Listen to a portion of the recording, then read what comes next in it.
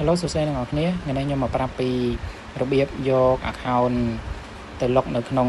MT5 នៅក្នុង broker Ultimate ឥឡូវ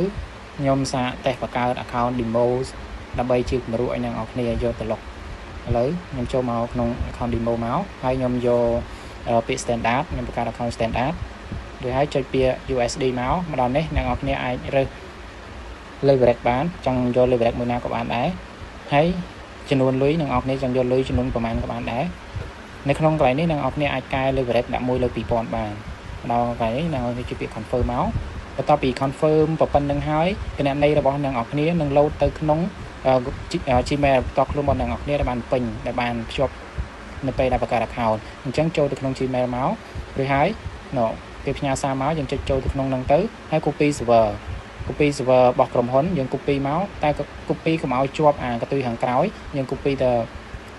ខាងមុខមកបានហើយបើជាប់កន្ទុយខាងក្រោយយើងអាចចេញទេវាហើយចូលមកក្នុង MT5 ចូលទៅក្នុង setting មក search server របស់ក្រុមហ៊ុនអ្នកនរគ្នាផាសចូលមកដល់កន្លែងនេះអ្នកនរគ្នាចុចយកខាងលើឬហើយអ្នកនរគ្នាអាចរើសកន្លែង server នឹងបានបើយើងប្រើ account demo ទេយើងរើស server demo មកបើ account real ទេយើងរើស account real ទៅឬហើយយើងទៅ copy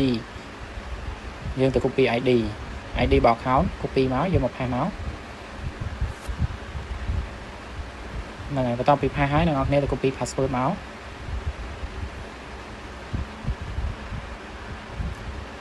copy password ហើយផាសចូលដូចគ្នាបន្ទាប់ពីផាសហើយចុចពី login មក